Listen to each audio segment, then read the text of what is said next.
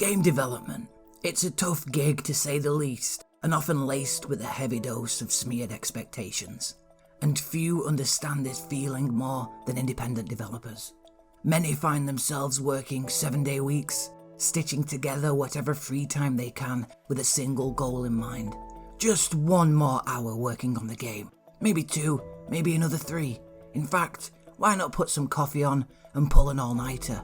Sure, work's gonna be hard in the morning, but the sooner your game is done, the sooner players can experience the fruits of your vision.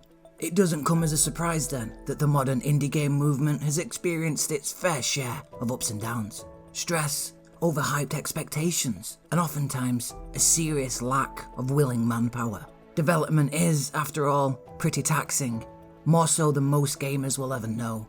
And today, we're going to look at a developer who ran into his fair share of terrible obstacles. This is the tale of Robert Poloni, a dev with a vision, lofty goals, and one hell of a dangerous ego. Welcome to Bob's Game.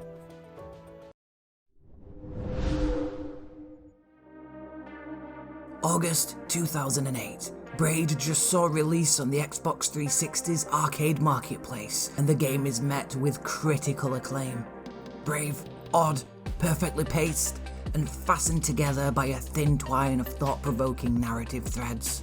But let's not forget about Castle Crashers while we're at it, because indie games are on the rise, and small studios are out to challenge the formulaic status quo of video game development. Next, let's hop on over to YouTube. Wait, what's this? A trailer for an upcoming 16-bit pixel art styled adventure game? Oh yeah, it's an indie title too, and the trailer's pretty unique to boot. A thumping techno track and a small bedroom studio. This, my friends, is where true innovation happens. Characters are listed alongside brief descriptions of their personalities, and there's a ton of behind-the-scenes developmental footage. The game's mysterious developer even makes an appearance. People are curious, and rightfully so, even if something does feel a little odd about this. But who exactly is the developer? Meet Robert Poloni, a Nintendo superfan with a dream of creating his own game for the portable DS system. Robert's actually been working on his own game since the early 2000s, and though he's not exactly skilled in the art of game development, he refuses to give up on his dream. Well, maybe he's had a little practice. During a class assignment, Robert's teacher tasked his students with creating something digital, anything actually, with total and free reign over the project's controls and a little C++ up his sleeves. Robert aimed his sights at MS-DOS. The finished product? Little more than a basic sprite in a basic space, able to follow simple mouse clicks. The response? Quite good actually. Robert's teacher simply couldn't believe the kid had pulled this off solo, and praised Robert honourably. This guy's going places. September 2008. The trailer has just reached 100,000 views on YouTube. Damned impressive numbers for a one-man show. This newfound traction spurs Robert on. The people want to see more, and the sooner Bob's Game is in their hands, the better. But there's a few roadblocks on this developer's road to release. Robert Cancodi has a little experience with C++, sure, but he's not quite as skilled when it comes to the visual arts. Still, he'll keep meticulously drawing the game's artwork by hand, possibly a quiet sign of a budding obsession for his work. The second problem? The game will never finish, never see release, and never be played by a single person until Nintendo agrees to provide Robert with a software development kit. A minor issue, since Nintendo's sure to hand one over as soon as they hear about Robert's groundbreaking game. Because in his eyes, that's what Bob's Game is. A tightly packaged bundle of experimental genius, nestled atop the most unique and thought-provoking gaming experience in modern history. So, if Nintendo don't agree, well, they'd better be ready to face the consequences.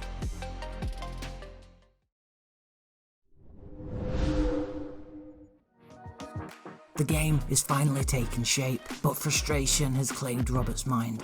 He needs a software development kit. He needs to format his code to Nintendo's strict specifications, but that's not going to happen. See, Nintendo aren't the kind of company that'll hand out SDKs like mini sausage rolls at a birthday party. And there's also the fact that Robert hasn't actually published a game yet, a prerequisite for when it comes to even drawing Nintendo's attention. On the other hand, Robert has received interest from other publishers, but he's not interested.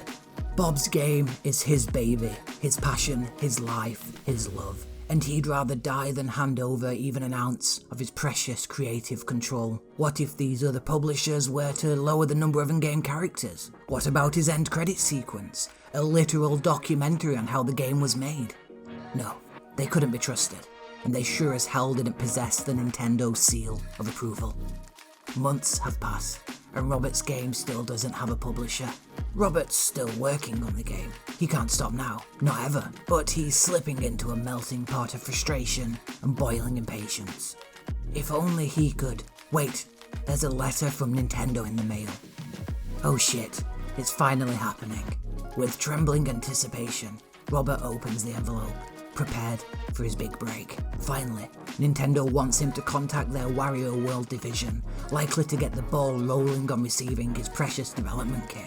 Excited, Robert follows up immediately, his eyes wide as his future as a video game developer grows brighter than a bursting supernova. But there's another snag in the road, because Nintendo's Wario World division keeps redirecting Robert to their marketing department, and the marketing department keeps redirecting him back to the Wario World division. Frustrated, Robert glances his desktop screen across the room, a dimming reminder of his genius. He needs to remain calm. Finally, after a long and arduous game of correspondence badminton, Nintendo shares some promising news. They'll make a final decision on providing him with a development kit in the next 6 to 8 weeks. It's a long wait for our desperate developer, but he grits his teeth and gets back to work on the game. Little does Robert know that Nintendo is simply humouring his proposal. A very dangerous idea. 17 weeks have passed, and Robert is still no closer to receiving his development kit. The game's making great progress, but what does it matter if Nintendo won't make up their goddamn minds? Robert knows why. Those suits and market men don't know a thing about his intellect, about his raw, groundbreaking talent. They've cast his beloved game aside like a piece of trash. They need to be taught a lesson.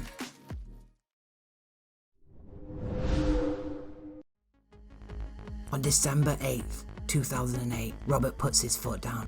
If Nintendo doesn't respond to his correspondence immediately, he'll lock himself in his room for 100 days, initiating a game of irrational chicken with a company that likely doesn't even know he exists.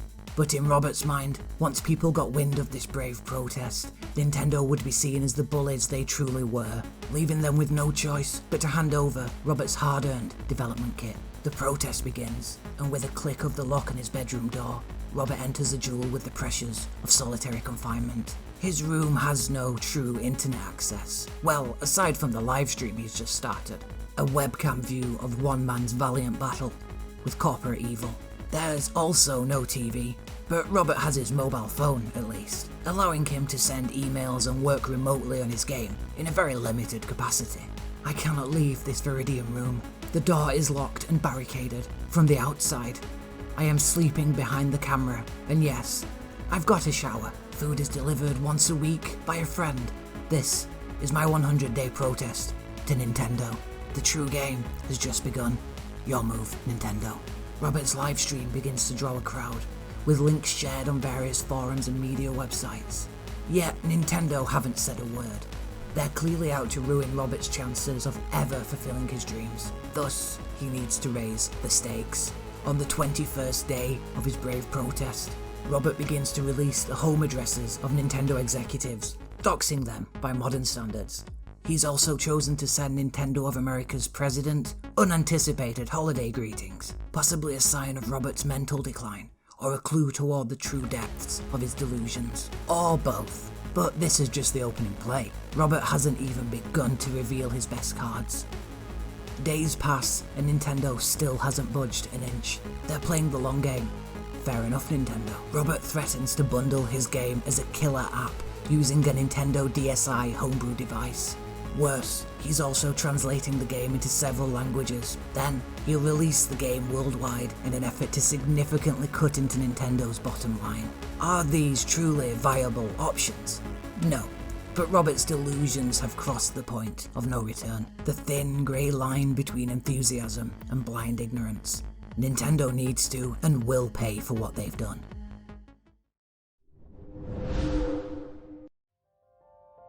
The protest continues, and Robert's actions are beginning to border on ridiculous.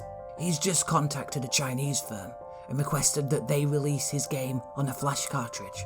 He's also in contact with Walmart in an effort to negotiate the cartridge's distribution. Yet, Nintendo continues to ignore his cries for attention, shunning the hard work of a modern gaming virtuoso. Fine, Robert can always turn things up to 11. Next, he threatens to release the game on competing platforms, including Xbox Live Arcade, Steam, the iPhone, and the PlayStation Network. He possesses the capability to do none of these things, but Nintendo will not win this battle. Never. January 6th. Robert's rage is reaching its boiling point, and he's clutching at the straws of a developer caught in an unhinged tailspin. He sends Nintendo another message, and his words are as cutting as ever. He's the game developer of a new generation, a shining prodigy, far more talented and skilled than Shigeru Miyamoto, Hiroyuki Ito, Hideo Kojima, Adrian Carmack, and Will Wright combined. Compared to his genius, they're little more than second-rate chumps. Robert's bested them by far, and Nintendo will agree to publish his game, but, more importantly, hand over his development kit. Next, how on earth can Robert top this latest threat? Well, he's currently experiencing severe headaches and outright paranoia. Still, none of that matters, because he must win. A new threat follows, and our spiraling game developer will exact a horrific revenge if the company continues to deny him his SDK. January the 10th, 2009. Robert sees flashing lights outside the window. Feeling thoroughly exhausted, he climbs from his chair, his head throbbing. Why couldn't Nintendo just listen? He thinks as he approaches the window, the strobing lights causing the pain in his head to worsen. Suddenly, he explodes into a fit of physical rage and begins to trash his room from top to bottom. Nintendo is a heartless corporation, and all they care about is the biggest profits. Why couldn't they just agree to Robert's terms? Why? Robert sighs, his room a messy shell of its former stuffy self. He drops back down onto his chair and accepts defeat. Hours pass, and Robert doesn't move an inch. Something terrible has happened. A concerned user over on the V-board at 4chan manages to snag Robert's phone number from the Whois information of his website. They quickly proceed to contact his sister, worried that Robert may have just taken his own life.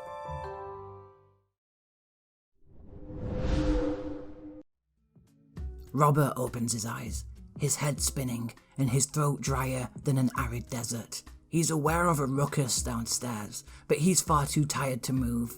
Peering to the door, he prepares to stumble to his feet, but the door explodes inward, followed by a worried-looking police officer. To the officer's surprise, Robert claims to be okay. In fact, this was all apparently one big, eerily convincing stunt. Next, Robert returns to his protest and decides to write himself into the game as the primary antagonist. After that, calm, for a few weeks at least, until February arrives. Welcome to New York City.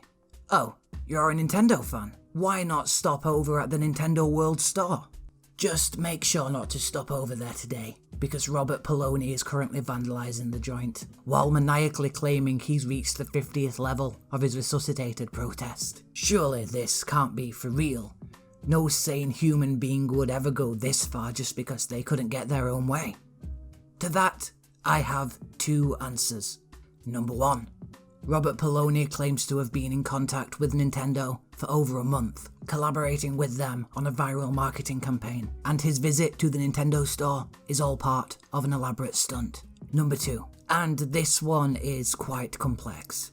Robert Poloni is a terrible liar. But how do we know this? If Nintendo had already agreed to work with Robert, then he'd already have a development kit. February the 6th arrives, and to Robert's shock, he's just received a letter from Nintendo. Robert tears the letter open and prays that his prayers have finally been answered. No, Nintendo does not want to work with him. 25 weeks late, but an answer nonetheless. In Nintendo's own words, they require secure business facilities, significant equipment and staffing, financial stability, and other attributes that would distinguish the developer. Another nail slams into the game's coffin, and without a development kit, Robert's dreams fade just that little bit more. March 2009. Robert makes an announcement, and it's a doozy. The protest is back on, baby.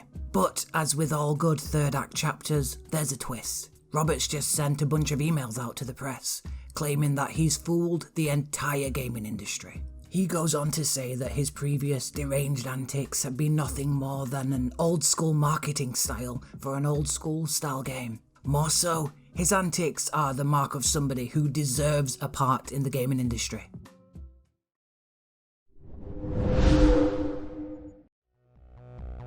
March 31st, Robert releases a playable demo online. Finally, we can actually get our hands on Bob's game. The anticipation is immense. But just keep in mind that the demo requires a flash cartridge or an emulator. So what's next? How did Robert up the ante this time around? Well, he announced the release of his own portable console. It'd launch alongside the game, and that's actually quite impressive. And it's only going to cost $20. Mere pocket change to most gamers.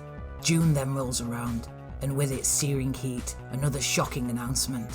On the final day of the Electronic Entertainment Expo, Robert uploaded a video called ND Commercial. Now, for reference, obviously this isn't an actual Nintendo Direct ad.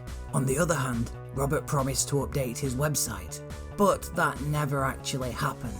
Where can it go from here, I hear you ask? To the place all desperate people with terrible ideas go. Crowdfunding websites.